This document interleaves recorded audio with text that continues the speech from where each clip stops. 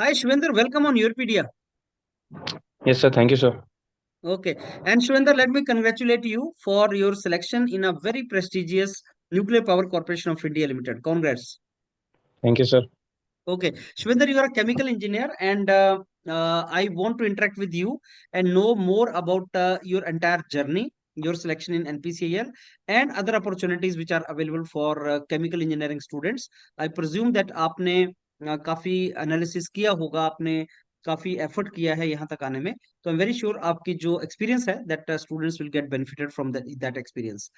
तो I start with your background Shivendra, in which you please tell us आपने graduation कहाँ से किया है, when did you graduate, and उसके बाद की आपकी जर्नी कैसी रही, because NPCL is through GATE exam, so how many times you wrote GATE, या और कौन से एग्जाम्स आपने लिखे, और अभी सिलेक्शन तक की आपकी जर्नी कैसी थी.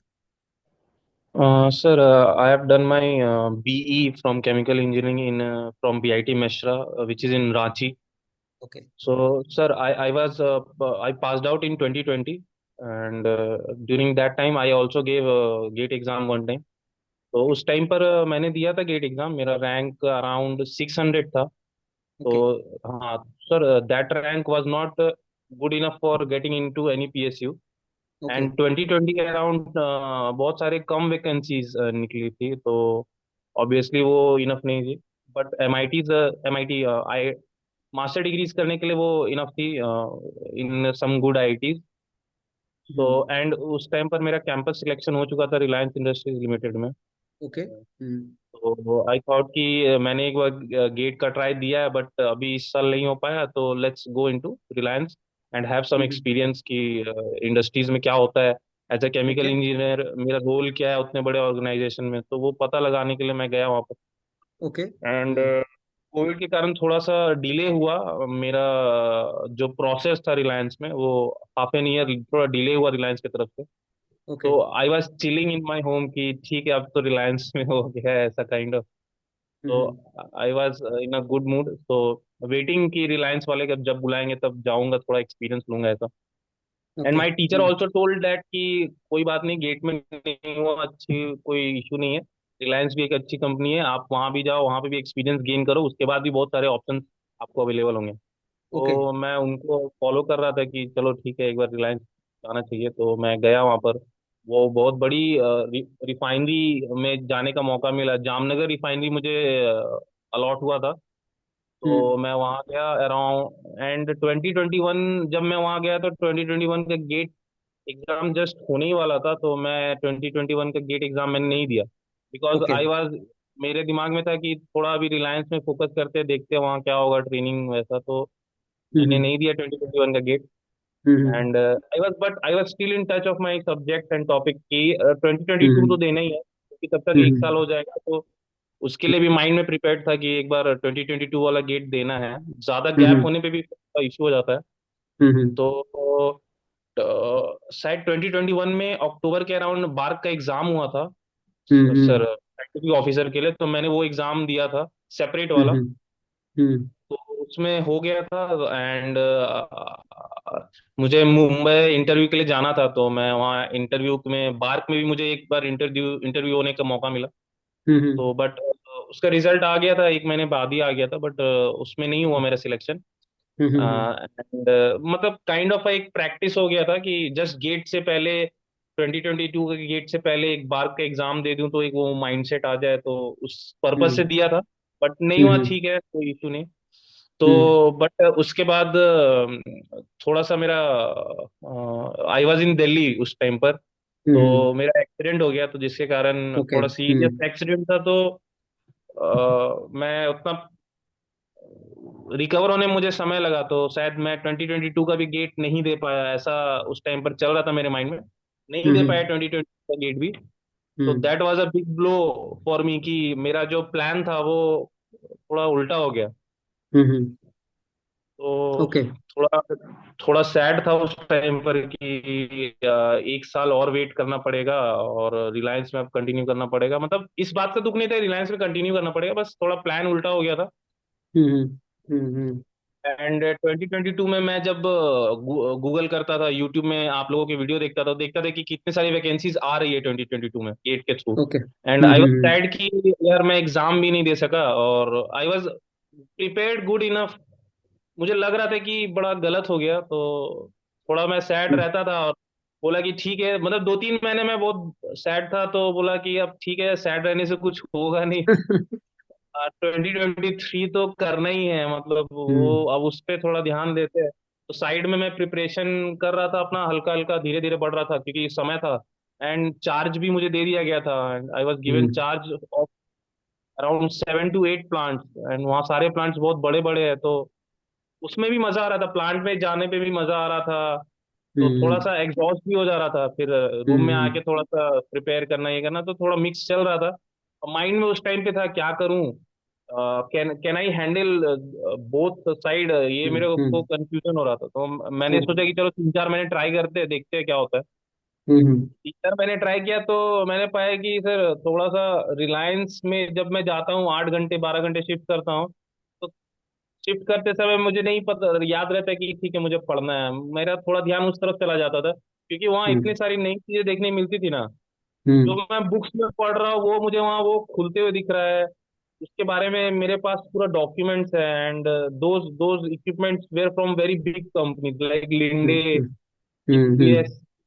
वो सब कंपनी के वो सब लैंडमार्क इक्विपमेंट है, वो मुझे खुलते हुए दिख रहे हैं। तो बड़ा अच्छा लगता था कि यार ये भी अच्छा है, ये भी अच्छा है, लेकिन लॉन्ग टर्म में सोच रहा था कि ठीक है, Reliance is all very good, but थोड़ा सा फाइनेंशियल ग्रोथ वहाँ स्लो है रिलायंस में। Like I was working in one of the largest plant in all over world, but my CTC was not that much जो होना चाहिए मेरे वर्कलोड के अकॉर्डिंग। तो ये मन में थोड़ा था कि हाँ, यहाँ सीखने के लिए बहुत कुछ मिलेगा, सब कुछ मिल रहा है, बट जो एक फाइनेंशियल ग्रोथ है वो बड़ा स्लो दिख रहा है। तो फिर मैंने डिसीजन लिया कि लेट्स क्विट दिस, कि जो थर्ड ईयर से मेरे माइंड में था, गेट गेट उस टाइम से था, मैंने पीएसयूज के बारे में भी सुना था। एंड उस समय से ही मन हो गया था कि एक ओके। बार एक्सप्लोर करना है पीएसयू साइड भी। एंड तो मैं उस तरफ गया, एंड नवंबर को मैं फुल रिलीव हो गया था रिलायंस से। एंड मेरे पास 3 महीने थे प्रिपरेशन के लिए, मैंने 3 महीना प्रिपरेशन किया, एंड फरवरी को गेट एग्जाम दिया। बट ठीक है, जितना अच्छा जाना चाहिए उतना अच्छा गया नहीं। मतलब I was expecting more, okay. क्योंकि मेरा क्वेश्चन बहुत अच्छा था, बट मतलब वन ओके सेवेंटी शिवेंद्र, आप आपने रिलायंस में कितना टाइम लगाया Shivendra? Sir around 19 months। Months. So Reliance Industries में केमिकल इंजीनियर्स के लिए अपॉर्चुनिटीज तो काफी अच्छी होंगी, व्हाट डू यू से? बहुत अच्छी है, मतलब we are like the owner of our plants. कुछ भी अगर हम्म। वहाँ काम होगा तो वो हमारे साइन के बगैर नहीं होगा, हमारे डिसीजन के बगैर नहीं होगा। All the higher all the higher post in the hierarchy sir, वो सब केमिकल इंजीनियर ऑक्यूपाइड करके रखते हैं वहां पर। तो हम्म। बहुत हम्म। एक्सप्लोरेशन के लिए वहाँ बहुत है, एंड अच्छा है वो जगह, बहुत अच्छा है। बट थोड़ा ओके। इनिशियली सर, इनिशियल में आप अगर रिलायंस ज्वाइन करोगे तो फाइनेंशियली ग्रोथ के टर्म्स में देखें तो उतना अच्छा नहीं है। लेकिन मेरे को लगता अर्निंग है ग्रोथ नहीं दे सकते। एक स्टेज के बाद जब आपका एक्सपीरियंस अच्छा हो जाता है तो बहुत सी यस सर। अपॉर्चुनिटीज और भी आती होंगी, may be multinational companies. Yes बाकी सर। जैसे मैंने सुना है श्लम्बरगर है, शेल कंपनीज वगैरह हैं। Yes sir. तो मेरे को लगता है उनमें काफी अपॉर्चुनिटी मिलता होगा शिवेंद्र। यस सर, 5 years का जो सर्टिफिकेट होता है ना सर रिलायंस का, उसका वैल्यू बहुत है सर मार्केट में।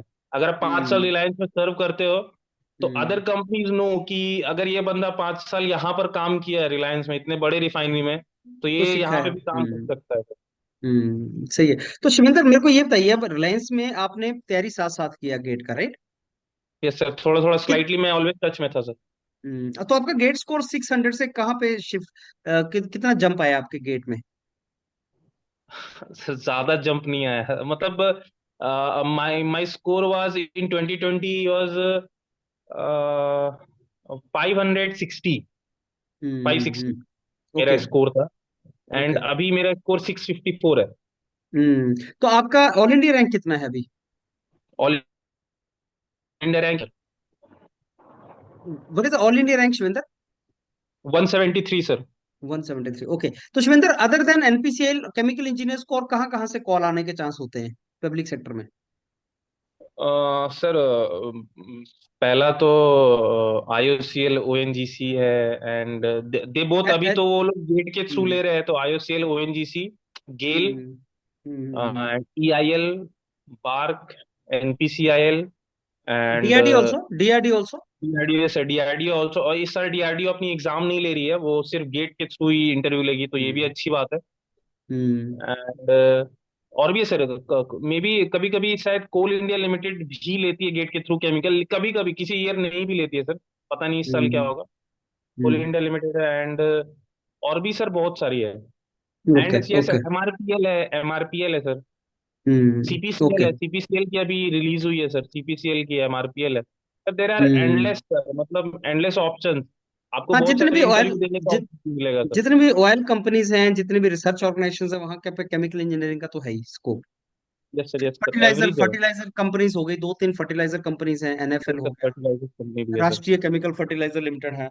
तो यस सर। मतलब अपॉर्चुनिटीज तो है। अच्छा शिवेंद्र, अब चलते हैं आपके सेकंड पार्ट की तरफ, जो है आपका इंटरव्यू वाला पार्ट। Yes sir. क्योंकि यूरोपीडिया इंटरव्यू में डोमेन में बहुत बड़ा प्लेटफॉर्म है स्टूडेंट्स के लिए, तो मैं चाहूंगा कि आप डिटेल में हमारे साथ शेयर करें कि इंटरव्यू एक्सपीरियंस कैसा गया था आपका एनपीसीआईएल का। Yes sir. सर जब इंटरव्यू के लिए फॉर्म भर दिया था हम लोगों ने, तो अराउंड 28 तक लास्ट डेट था, 28 अप्रैल तक। एंड हम्म 13th या 14th, नहीं, अराउंड 1.5 वीक के बाद हमें आ गया था कि you are selected for interview, and आप जल्दी जाके अपने डिटेल्स भरो। तो हमें 4 ऑप्शन दिए गए थे कि आपको कहाँ इंटरव्यू देना है। वन इज इन नरोरा, जो यूपी में है, एक गुजरात में ऑप्शन था, तीसरा मुंबई, एंड चौथा कर्नाटका में ऑप्शन था। तो ओके। मैं धनबाद में रहता हूँ, तो मैंने ऑप्शन भरा था नरोरा का, तो वो मेरे से क्लोज होता थोड़ा UP, hmm but I was given the farthest option, Karnataka. Okay so okay. That option was the farthest place from my place, तो वो मुझे मिला, तो मुझे थोड़ा शॉक हुआ कि ये क्या हो गया, मुझे उतना दूर जाना होगा, तो ठीक है। आई वॉज एक्साइटेड कि चलो कर्नाटका कभी गया नहीं, तो वहां भी चल के देखते हैं। तो हम्म वहां पर जाने से पहले उन लोगों ने सारे डिटेल्स दे दिया था कि आप इनसे कांटेक्ट करो, हम्म कैसे कैसे कहाँ ड्रॉप होना है, वो लोग सब आपको फिर वेन्यू तक पहुंचा देंगे, तो ये थोड़ा हम्म था, अच्छा बात था। प्रॉब्लम नहीं हुआ हम्म मुझे जाने में, बस खाली हम्म उन लोगों ने सारा लोकेशन दे दिया था कि आप यहाँ से यहाँ ट्रेन कर लो, वहां से फिर हम लोग पिकअप कर लेंगे। तो हम्म मैं जहाँ ड्रॉप हुआ था वहां से 150 किलोमीटर दूर वेन्यू था, तो मुझे स्पेशली मेरे लिए वो लोग गाड़ी लेके आए एंड मुझे हम्म ले गए वेन्यू तक, तो वो हम्म लोग फैसिलिटी वो लोग प्रोवाइड करते हैं। हम्म एंड मैं थोड़ा एक दिन पहले वहां पहुंच गया था, एंड पहुंचते ही आपके पास ऑप्शन रहता है कि आप डॉक्यूमेंटेशन उसी टाइम पे करवा लो, अपना हम्म सारा डॉक्यूमेंट सबमिट कर हम्म लो, या अगले दिन हम्म करो। आप जितना पहले हम्म करोगे वहां पर, तो आपका टोकन नंबर उतना पहले मिलेगा आपको, मतलब आपका हम्म इंटरव्यू पहले होगा, ऐसा है, जो पहले हम्म आएगा उसका पहले इंटरव्यू, फर्स्ट कम फर्स्ट हम्म सर्व वाला सर्विस था। हम्म तो मेरा शायद फोर्थ या फिफ्थ में डॉक्यूमेंटेशन हुआ था, हम्म तो मैंने अपना डॉक्यूमेंटेशन कर लिया था, एंड हम्म कल के दिन इंटरव्यू था अगले दिन, तो थोड़ा नींद आ नहीं रहा था एक्साइटमेंट के कारण। तो हम्म कैसे करके बोला कि सोना तो इम्पोर्टेंट है, फिर इंटरव्यू भी देना है, तो कैसे करके हम्म सोया, लेकिन फिर जल्दी उठ गया। साढ़े हम्म। सात बजे वहां रिपोर्टिंग करना था। अच्छा। 7:30 बजे आप वेन्यू में हम्म जाओ, एक गेस्ट हाउस था, तो वहां पे हम्म जाओ, हाफ एन आवर में आप अपना लंच ब्रेकफास्ट कर लो अपना, हम्म। एंड देन 8 बजे से प्रोसेस स्टार्ट हो जाएगा। ओके। तो ब्रेकफास्ट करके हम लोग बैठे हुए थे, एंड टोटल केमिकल इंजीनियर के मे बी 5 6 5 6 लोग थे वहां पर।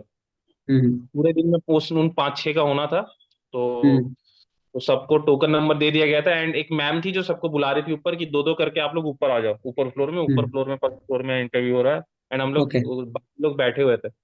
हम्म वो लोग को ऊपर बैठाया जा रहा था, एंड एक एक करके बुलाया जा रहा था, एंड सिविल वाले भी थे, हम्म एंड मैकेनिकल वाले भी थे, हाँ 3 लोग थे जो दिखे उस दिन।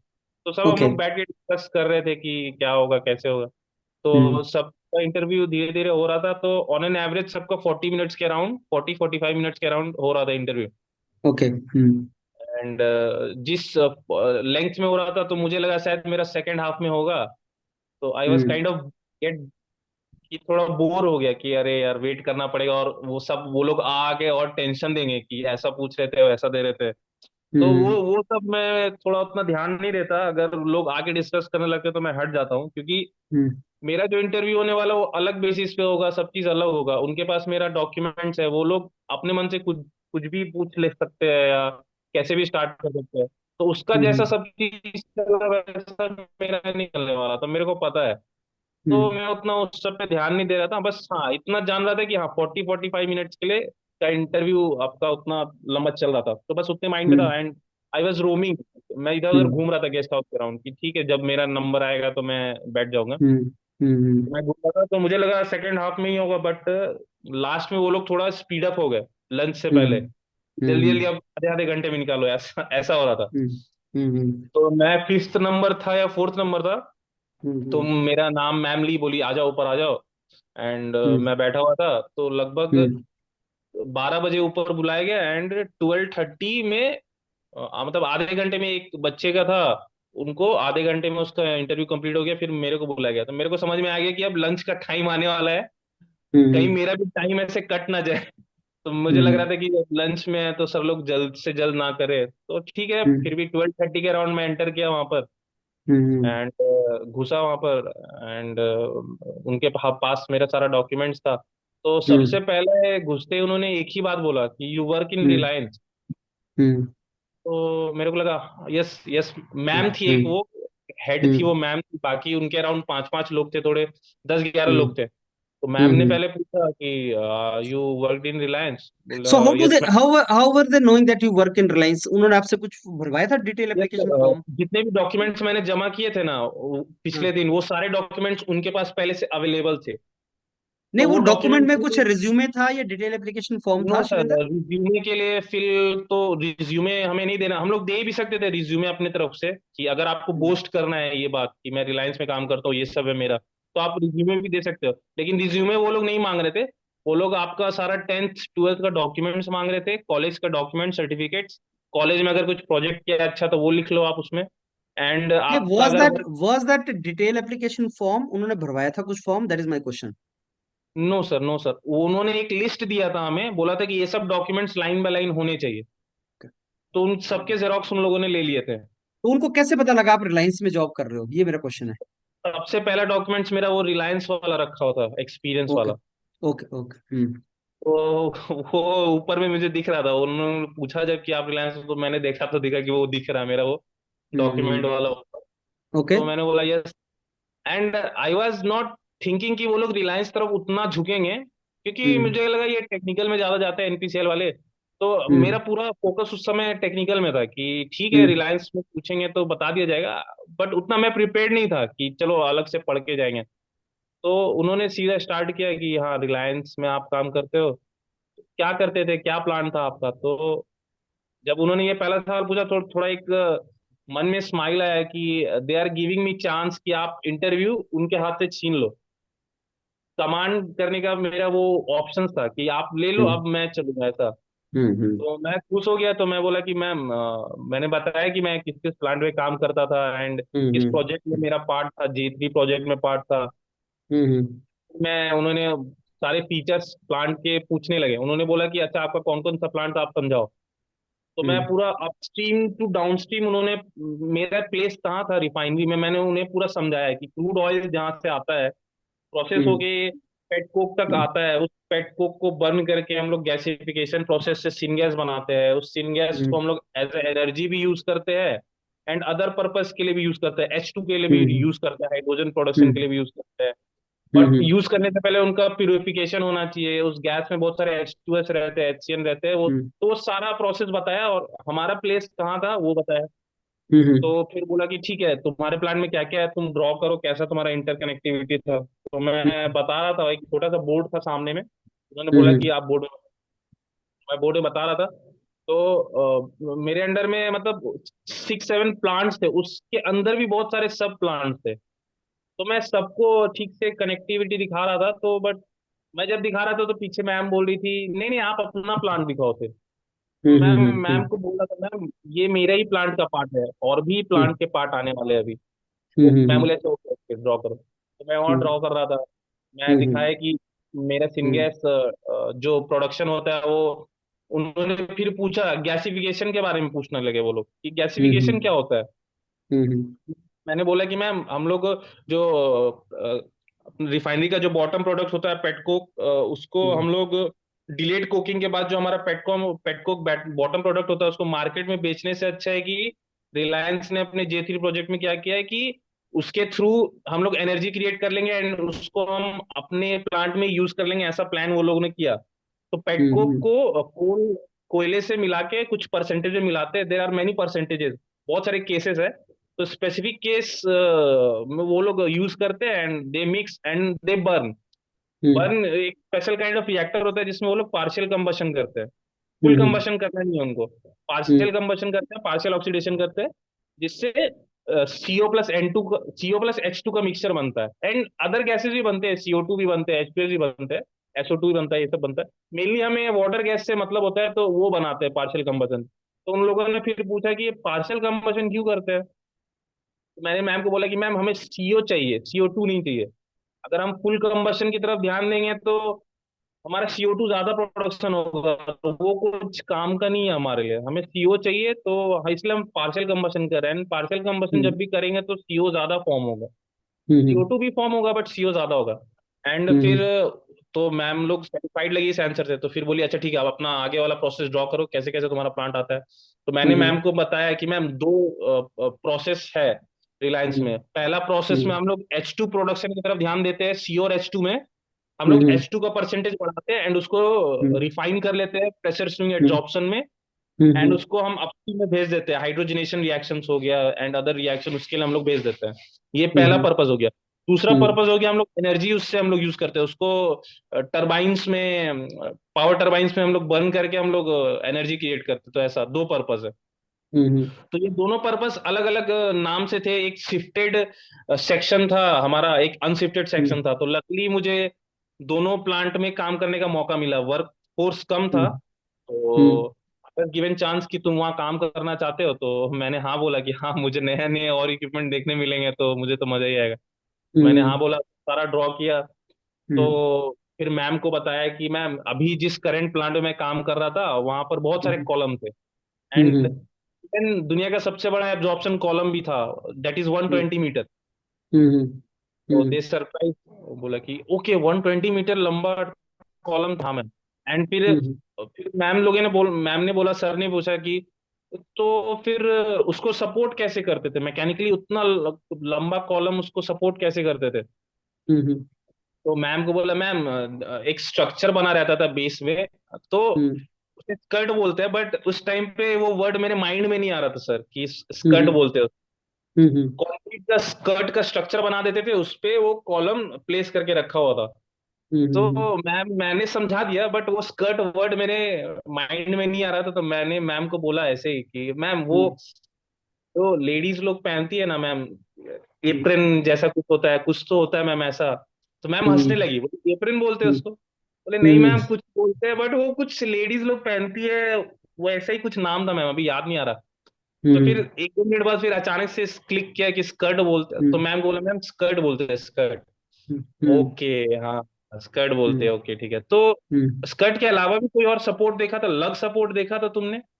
तो मैंने बोला यस मैम, हॉरिजॉन्टल वेसल्स थे ना तो उसमें लग सपोर्ट भी देखा था। तो मैम बोली ओके ओके ठीक है। फिर मैंने बोला कि सर मेरा जो नया प्लांट था उसमें जो ऑपरेशन होता था वो अराउंड -50 डिग्री सेल्सियस तक का ऑपरेशन भी वहां पर होता था, तो cool kind of a cryogenic operation चल रहा था। एंड जो जो भी ऑब्जॉर्प्शन हो रहा था CO2 H2S का, जो हमारा मेन सिंगैस से एब्जॉर्ब करना था, वो मेथनॉल से कर रहे थे हम लोग एट वेरी लो टेम्परेचर। तो उन लोगों ने यही रेफ्रिजरेंट के बारे में भी पूछा कि किससे कूलिंग कर रहे हो प्लांट में अपने रेफ्रिजरेंट। तो मैंने बोला मैम एज अ रेफ्रिजरेंट हम लोग प्रोपलीन यूज कर रहे हैं, और बगल वाले प्लांट में ही प्रोपलीन बन रहा था, हम लोग वहीं से प्रोपलीन सप्लाई करते थे और एज अ रेफ्रिजरेंट उसको यूज करते थे कूलिंग के लिए। फिर उन लोगों ने पूछा कि एब्जॉर्प्शन के लिए क्या यूज कर रहे हो, तो मैंने बोला मैम मेथनॉल हम लोग यूज करते हैं। एंड मेथनॉल यूज करने के बाद जब वो यूज्ड अप हो जाता है, एग्जॉस्ट हो जाता है, तो उसके लिए रीजनरेशन कॉलम भी था, वो भी कर लेते हैं हम लोग। तो फिर वो हुआ। फिर मैम पीएसए की तरफ आई, उस पार्ट में आई, शिफ्टेड पार्ट में आई कि पीएसए तुम लोग कैसे यूज करते हो। तो मैम को हम्म बताया कि मैम क्या उसका लॉजिक क्या है। मैम बोला कि मैम सिंपल है, हम हमारे प्लांट में 14 बेड्स के सेट थे। हम्म And वो सारे के सारे वो 14 बेड्स एक दूसरे से इंटरकनेक्टेड थे। हम्म बेसिक प्रोसेस सिंपल है, हाई प्रेशर में एड्जॉर्प्शन करवाते थे, तो हम्म सारे हैवी गैसेस एब्जॉर्ब हो जाते थे, but H2 is the lightest one सारी ग्रुप हम्म ऑफ गैसेस में, तो वो एब्जॉर्ब नहीं हम्म होता था उस प्रेशर में। हम्म 32 kg/cm² गेज के प्रेशर में हम लोग एब्जॉर्ब करा देते थे। हम्म एंड H2 नहीं एब्जॉर्ब होता था, वो पास कर जाता था एंड बाकी एब्जॉर्ब हम्म हो जाते थे। एंड देन वी हम्म हम लोग प्रेशर लो कर देते थे, तो वो हम्म डिजॉल्व हो जाता था। तो मैम बोली बस हम्म इतना सिंपल प्रोसेस था। हम्म बोले नहीं मैम, इसके बीच का और भी बहुत सारा प्रोसेस था। तो हम्म मैम को पहले बताया कि मैम एक बेड को टोटल 22 स्टेप्स करने पड़ते थे, हम्म सारे हम्म एब्जॉर्प्शन टू हम्म डिजॉर्प्शन के बीच में वो 22 स्टेप्स होते थे। उसको वो हम्म कंप्लीट करना है, तब उसका पूरा हम्म साइकिल कंप्लीट होता था। एंड हम्म बहुत ही इंट्रिकेट कनेक्शन था, कनेक्टिविटी था, तो उतना वो मुझे याद नहीं था उस टाइम पे। तो मैम बोल रही थी वो 22 स्टेप्स क्या थे। तो मैम हम्म को मैंने बोला मैम मुझे नहीं याद है वो 22 स्टेप्स, क्योंकि बहुत हम्म कॉम्प्लिकेटेड था। वो प्लांट छोटा दिखने में जरूर था, लेकिन वो hmm one of the complicated plant था। तो हम्म मैम ने बोला नहीं याद आ रहा। बोला मैम वो अभी तो याद नहीं आएगा। तो फिर हम्म मैम बोली कि अच्छा तुम लोग हाइड्रोजन से डील कर रहे हो, हम्म कैसे तुम लोग सेफ्टी कैसे इंश्योर करते हो। हम्म तो मैम को बोला कि मैम फर्स्ट ऑफ ऑल तो अगर कुछ काम चल रहा है या कुछ चल रहा है, तो हम लोगों के पास 4x 5x मीटर रहता था।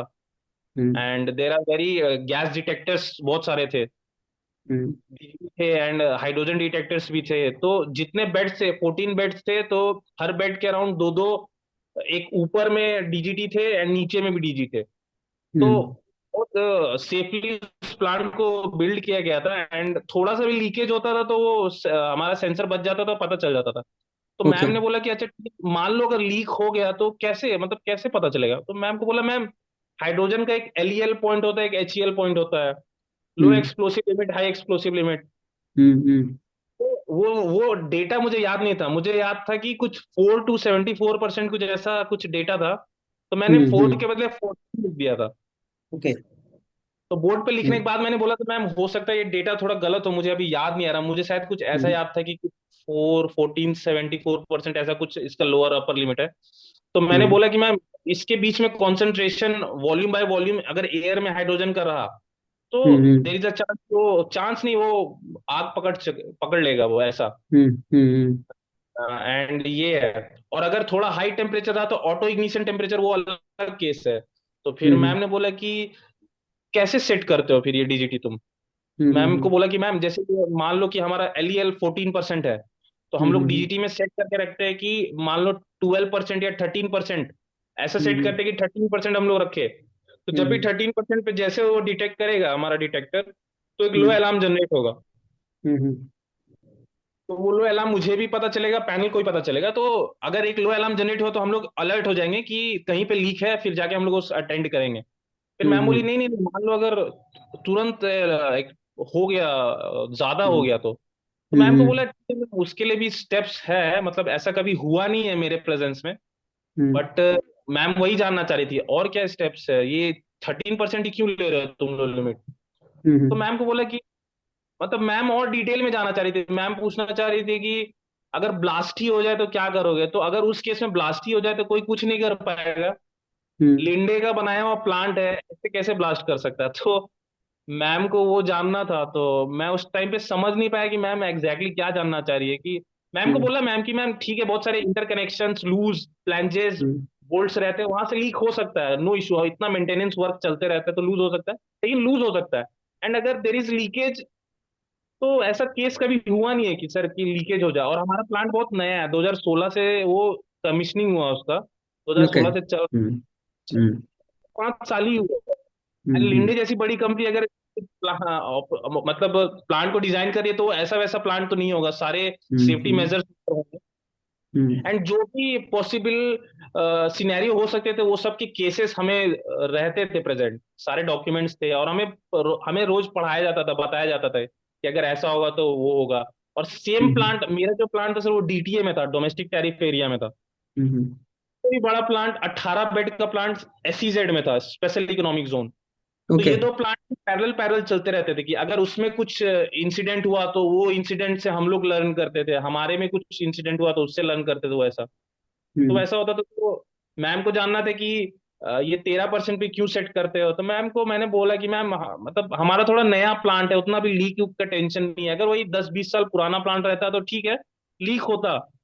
तो हम्म हम लोग उस अपने अकॉर्डिंग हम लोग सेट करते हैं, सेफ्टी मेजर के अकॉर्डिंग हम लोग सेट करते हैं, ऊपर वाले सेट करते हैं, उतना सेट करने बोलते हैं। हम्म एंड ये भी होता है कि सर ऐसा नहीं है कि हम लोग कोई भी लोअर लिमिट सेट कर दे। पैनल ऑपरेटर एक दिन में, एक आवर में कितना अलार्म मतलब वो फेस कर सकता है, कितना डील कर सकता है, उसके लिए भी हमें सिखाया जाता है। अलार्म रेस्टोराइजेशन करके एक टॉपिक होता है, वो बोला हम्म जाता है कि यार एक बंदा है, वो एक हम्म समय में कितना अलार्म इंटरटेन कर पाएगा, देख पाएगा। तो उसके हम्म हिसाब से भी हमें लो लिमिट सेट करना पड़ता है। हम लोग कुछ भी लिमिट सेट कर देंगे, पता चला हम्म 1 घंटे में 100 अलार्म जनरेट हो रहा है सिर्फ एक हम्म छोटे से जगह से, तब तो पैनल हम्म वाला परेशान हो जाएगा। तो ऐसे में हम्म थोड़ा और प्रॉब्लम क्रिएट होगा। तो बड़े ही सोच समझ के वो लोअर लिमिट सेट किया जाता है। हम लोग सेट नहीं करते, हमारे ऊपर वाले सेट करते हैं। हम्म एंड वो सिचुएशन के अकॉर्डिंग होता है। तो इतना मैं कुछ उस समय बोल नहीं पाया, लेकिन मैम को हम्म वही जानना था अगर ब्लास्ट हो जाए तो क्या होगा। तो ब्लास्ट हो जाए तो वैसा सीन कभी हुआ नहीं है, हम्म हम्म मुझे आइडिया नहीं था। तो मैम को उतना बोलने का समय नहीं मिला। मैम बोलना चाह रही थी 13% क्यों सेट करोगे, ऐसा वैसा। हम्म तो फिर हम्म कल से एक सर ने हंस के बोला कि अरे एलईएल तो 4% होता है। हम्म तब मैंने सर को बोला सॉरी सर, मैंने लिखते वक्त बोला भी था कि हो सकता है ये डेटा थोड़ा गलत हो। मैं मतलब एक हम्म एलईएल एचसीएल के रिस्पेक्ट में बता रहा हूँ हम्म कि हम्म 90% एलईएल जब अचीव हो जाए तो हम लोग अलार्म लो अलार्म कर देंगे, 95% हम्म अचीव हो जाए तो हम लोग हाई अलार्म वो कर देंगे। तो वो सब हम लोग हम्म देखते हैं। फिर वो बोले अच्छा ठीक है ठीक है। फिर उन्होंने पूछा कि तुम्हारा प्लांट -50 डिग्री सेल्सियस पे काम कर रहा है।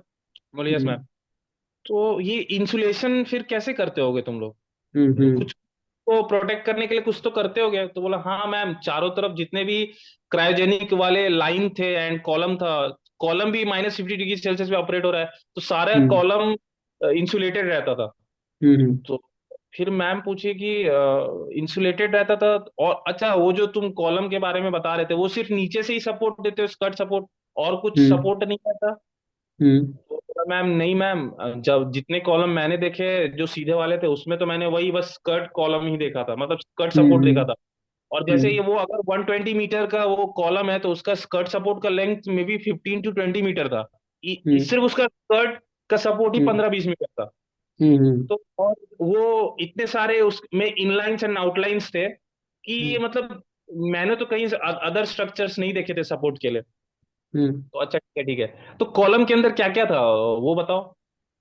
हम्म तो मैंने पूछा, मैम बोल रही थी कॉलम के फीचर्स बताओ, मतलब अपने प्लांट के फीचर्स बताओ। मैम को हम्म बोला मैम कोई भी कॉलम अगर मैं उठाऊं तो वो इतने कॉम्प्लेक्स थे, इतने इनलाइंस थे, आउटलाइंस थे कि एफडी भी देखो तो सर दर्द होने लगता था कि इतना सारा उसमें कनेक्शन था, इंटरकनेक्टेड था वो, एक कोई भी हम्म कॉलम ले लो। हम्म सर 1 मिनट, ये स्क्रीन चेंज हो गया। या अ, तो वही मैंने बोला कि सर, मैम को बोला कि मैम मैं जो बेसिक स्ट्रक्चर्स होते हैं वो बता सकता हूँ कॉलम के, अब मेरे प्लांट वाले स्ट्रक्चर मुझे खुद उतने कॉम्प्लेक्स लगते थे तो अभी याद नहीं है। तो मैंने हम्म बता दिया कि ऐसे पैक्ड बेड वाले मोस्ट कॉलम थे, एक कॉलम के अंदर 3-4 पैक्ड बेड थे अलग अलग सेक्शन में, कहीं कहीं थोड़े से प्लेट्स भी थे। तो फिर वो लोग पूछे कौन सी प्लेट्स थे, तो मैंने बताया कि मैम वाल्व ट्रे था, special kind of valve tray था, नॉर्मल वाला वाल्व ट्रे नहीं था वो। उसमें सिर्फ मतलब कैसे करके मैंने उन्हें समझाने की कोशिश किया, पता नहीं मैं समझा पाया कि नहीं उनको। बट बताया कि मैं नॉर्मल वाला जो वाल्व ट्रे जैसा होता है वैसा नहीं था, थोड़ा अलग टाइप का वाल्व ट्रे था, उसका पर्पस अलग था, लेवल मेंटेन करने के लिए वहां पर वाल्व ट्रे को यूज किया जा रहा था, हम्म कॉन्टैक्टिंग के लिए यूज नहीं किया जा रहा था, लेवल मेंटेन हम्म करने के लिए। तो ऐसा बताया मैम को। फिर बताया हम्म कि डिस्ट्रीब्यूटर्स होते हैं, रीडिस्ट्रीब्यूटर्स होते हैं, फिर नीचे से जब हम लोग गैस डालते हैं तो वो हम्म गैस प्रॉपरली स्प्रेड हो, उसके लिए भी एक नीचे स्पेशल जो बॉटम प्लेट होता है वो स्पेशल टाइप का होता है। हम्म फिर पैकिंग सपोर्ट्स भी बीच बीच में रहते हैं। एंड फिर हम्म बताया कि पैकिंग थोड़ा रैंडम टाइप का पैकिंग हमारा था। हम्म फिर बताया कि कौन सा तरह का पैकिंग था वो भी बताया, रैशीगिरिंग था। हम्म तो इतने सारे डिटेल्स में गया तो मैम को लगा कि हाँ ये मतलब ये डॉक्यूमेंट्स पढ़ा है अच्छे से, तो मैंने ये सब हम्म बताया। फिर सर ने बोला, फिर एक बगल में सर ने पूछा कि किस चीज से इंसुलेशन करते थे तुम। हम्म। तो मुझे उस टाइम पे नाम याद नहीं आ रहा था, वो उस इंसुलेशन को क्या बोलते थे। तो hmm. They are giving me name, ये बोलते थे उसे। तो बोले सर नहीं नहीं ये तो नहीं बोलते थे सर। तो फिर दूसरे सर हम्म। बोले ये बोलते थे, बोले नहीं सर हम्म। ये भी नहीं बोलते थे। तो मतलब दो तीन नाम उन लोगों ने बोले, बोले नहीं सर ऐसा ये नाम नहीं था, कुछ तो नाम था बट मुझे अभी याद नहीं आ रहा सर। फिर हम्म। उनको बताया कि सर उनको कैसे वो इंसुलेशन लगाते थे, जो वर्कर्स लोग थे कैसे इंसुलेशन लगाते थे। वो लोग एक बेड बनाते थे, kind of a cotton type का कुछ बेड रहता था। एंड हम्म। कुछ फाइबरस मटेरियल का वो बेड बनाते थे, उसको फिर हम्म। बांधते थे, फिर उसको हम्म। लपेटते थे और उसके ऊपर से एल्यूमिनियम क्लैडिंग करते थे ताकि उस वो बाहर से प्रोटेक्टेड रहे। ओके। तो फिर वो बोले कि एल्यूमिनियम क्लैडिंग ये क्या होता था। तो मैंने हम्म। बोला कि सर इंसुलेशन देने के बाद फिर से हम लोग उनको उसको प्रोटेक्ट करने के लिए पतला एल्यूमिनियम का शीट होता है, वो हम लोग डाल हम्म। देते हैं ताकि, हम्म। तो बहुत सारा पर्पस है, ताकि वो हम्म। जो फाइबरस मटेरियल है वो हवा में थोड़ा इधर उधर जा सकता है, और अगर हम लोग इनहेल करें तो हमारे लिए बहुत वो खराब है। तो एक तो हम्म। उससे प्रोटेक्शन देगा, प्लस वो थोड़ा हम्म। वेदरिंग वेदरिंग से इंसुलेशन को ही बचाएगा, मैकेनिकल स्ट्रेंथ देगा, ये सब देगा, इसलिए हम लोग क्लैडिंग भी करते हैं। हम्म। तो वो सर थोड़े सेटिस्फाइड लगे इस आंसर से। मैं हम्म। लास्ट में फिर मुझे लगा कि मेरा टेक्निकल पार्ट से तो कुछ ये लोग पूछ ही नहीं रहे हैं, खाली रिलायंस में इतना समय चल गया। एंड हम्म। फिर सर बोले कि तुम बता रहे थे तुम्हारे प्लांट में इतना कूलिंग कैसे मेंटेन करते हो। हम्म। तो ये one of the favourite topic था मेरे प्लांट में, कि हम्म। मेरे प्लांट में कूलिंग कैसा हो रहा है। हम्म। तो ये था काइंड ऑफ मेरे टॉपिक से कि हाँ हम्म। रेफ्रिजरेशन साइकिल से समझाना है, तो मुझे मौका सर ने दिया कि तुम हम्म। इस पे भी बताओ कुछ। तो हम्म। मैंने सर को बोला कि हाँ सर हमारे प्लांट में हिताची के दो कंप्रेसर थे। हम्म। एंड उसका रेटिंग सर सर रेफ्रिजरेशन का रेटिंग उसमें होता है ना सर, क्या स्पेशल यूनिट बोलते हैं उसे, tons of ton, refrigeration. Sir tons में। तो मैंने हम्म। बताया कि 12,000 टन्स का रेफ्रिजरेशन सिस्टम था, ईच हम्म। कंप्रेसर 6,000 का था।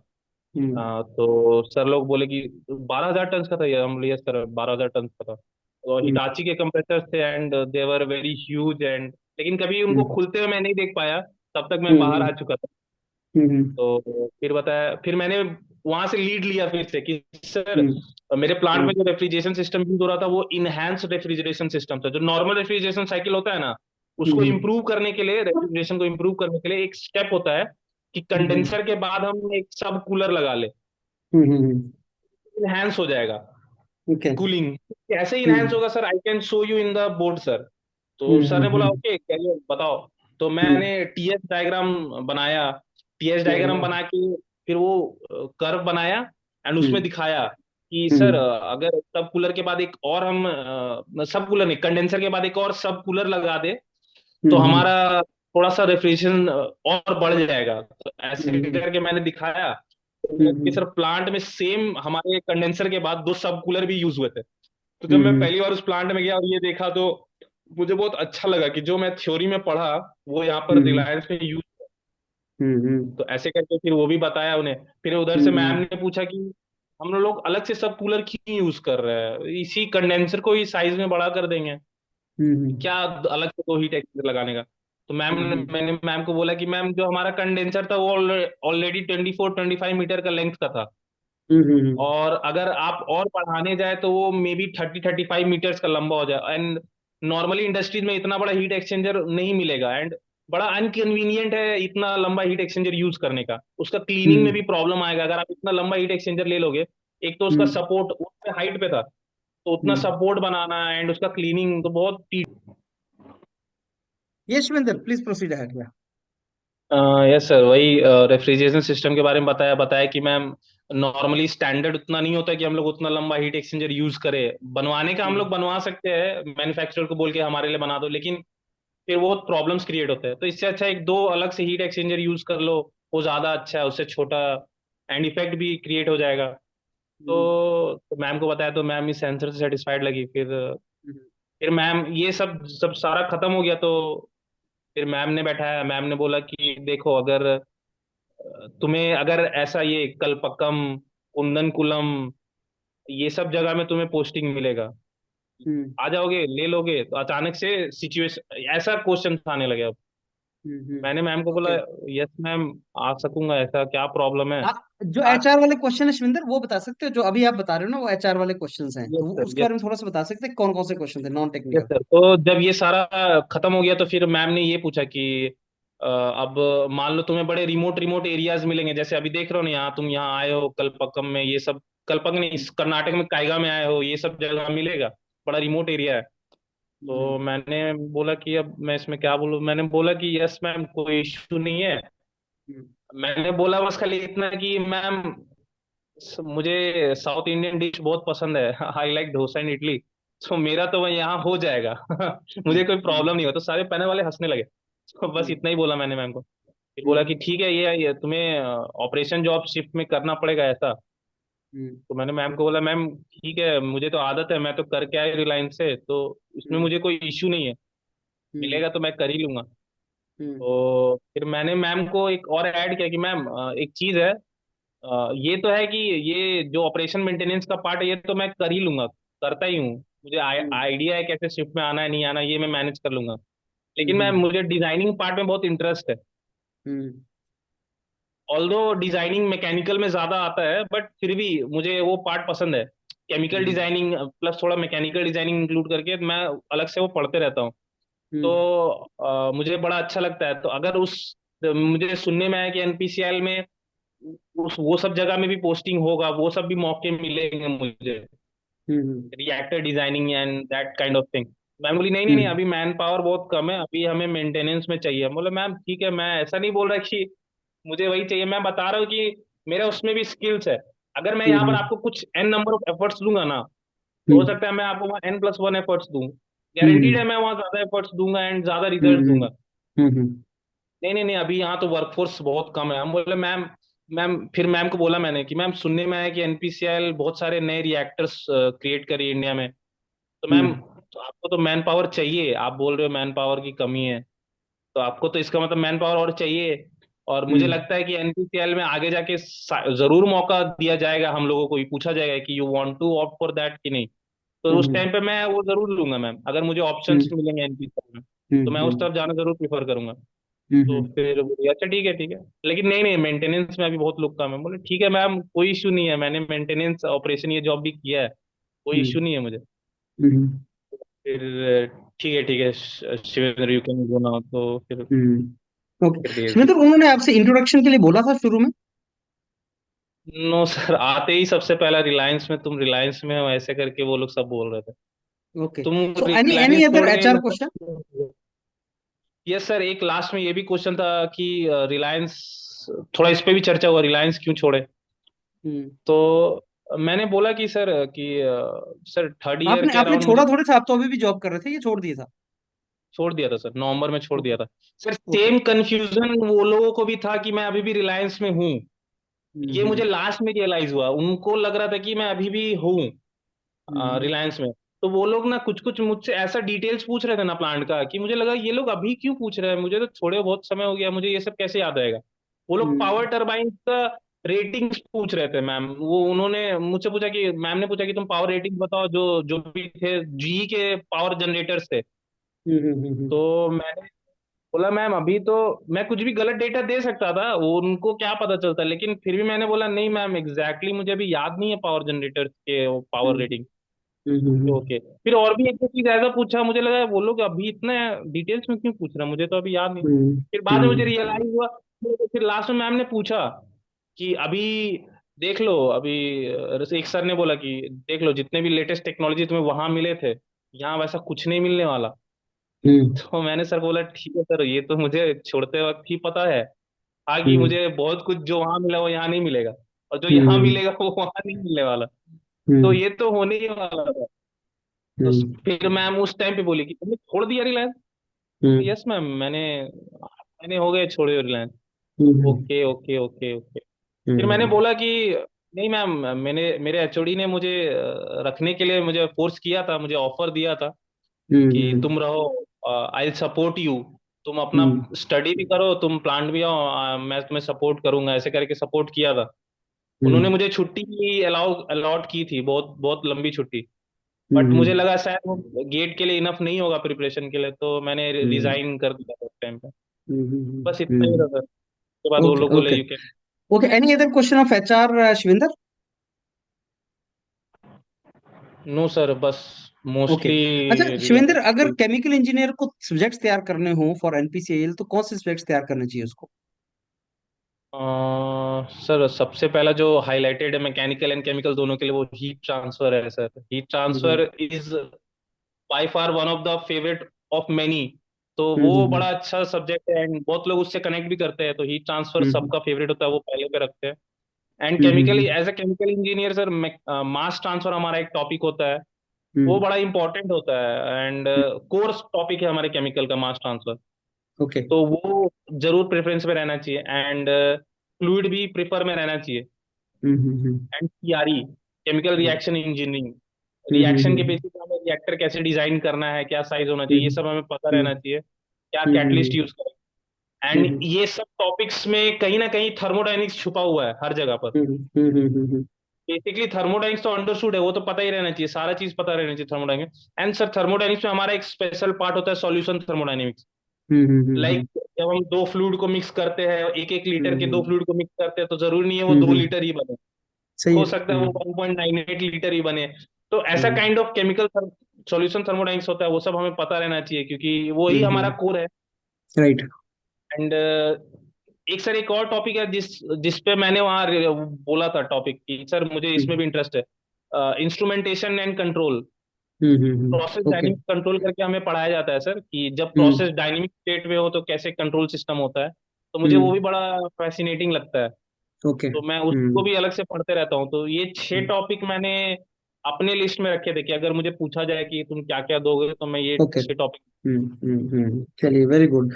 तो शिवेंद्र, दिस इज बहुत ज्यादा डिटेल में बहुत अच्छे तरीके से आपने सारा बताया, and I am very sure अगर कोई केमिकल इंजीनियरिंग स्टूडेंट इसको सुनेगा उसको उससे बहुत ज्यादा बेनिफिट होगा किस तरीके यस। से इंटरव्यू की तैयारी करनी है। कोई मैसेज आप देना चाहें स्टूडेंट्स को जो आपको सुन रहे हैं? इंटरव्यूज के लिए सबसे पहले तो प्रिपरेशन करना जरूरी है। पहले तो ये देखना है कि एनपीसीआई, बार, इसरो, ये सब टेक्निकल साइड में ज्यादा जाते हैं। तो हम्म जिस जिस डोमेन में आपने टच किया है, उसमें हम्म टेक्निकल एस्पेक्ट आपका स्ट्रांग तो रहना चाहिए, कि मतलब वो लोग हम्म कुछ भी पूछ सकते हैं, आप क्या पूछेंगे इसके पीछे भागते रहे तो हो गया sir, there is hmm endless question. उतना पता हम्म करते करते तो मतलब कोई एंड ही नहीं है। इससे अच्छा हम्म एक टॉपिक ही पढ़ लो अच्छे से और हम्म में चले जाओ, तो उसके अंदर सारे क्वेश्चंस कवर हो जाते हैं। तो अगर हम्म ये 3 4 कंपनी में आप जाने का सोच रहे हो, तो टेक्निकल में आप थोड़ा स्ट्रांग होके जाओ। हम्म एंड एचआर पार्ट थोड़ा दूसरे साइड में अदर पीएसयूज में इंपॉर्टेंट होते हैं थोड़े से, उसमें भी हम्म उतने डिफिकल्ट वो लोग नहीं पूछते। बट हाँ हम्म पूछते हैं, वहाँ थोड़ा समय कम रहता है, टाइम कम रहता हम्म है, 15 मिनट का इंटरव्यू रहता है, 10 मिनट का, तुरंत तुरंत क्वेश्चन हम्म आएंगे, तुरंत तुरंत आपको आंसर देना है। तो उसका हम्म भी प्रिपरेशन स्ट्रेटेजी अलग होता है। तो हम्म जैसे जीडी जीटी होता है सर आईओसीएल में, तो हम्म वो सब का प्रैक्टिस पहले करके जाना is important. And I also opt for preparation through your pedia platform. मैं भी हम्म अभी सर आईओसीएल का फॉर्म भरा है मैंने, एंड गेल का भी हम्म भरा है सर। एंड ओके उसमें GD GD GT is a part, तो I will also prepare for that. थोड़ा प्रिपरेशन रहना चाहिए, डायरेक्ट ओके नहीं जाना चाहिए। तो I will go for your pedia, मेरे तरफ से तो मैं योर पीडिया को चुना, and other hmm also select your pedia sir. Okay. So Shwinder, let me thank you now for this marathon session you had with me, जिसमें आपने बहुत ज्यादा चीजें बताई, और yes I sir. Am very sure you will be an asset for NPCL, because जो मेरे को पता चला आपकी जॉब एक्सपीरियंस जो आपने एक्सप्लेन किया उससे कि you have learned a lot and you have done very good in Reliance, and I am very yes. Sure you are gonna do great in NPCL also. So thanks a lot once again Shwinder for your time this morning, and I wish you all the very best. Thank you sir, thank you.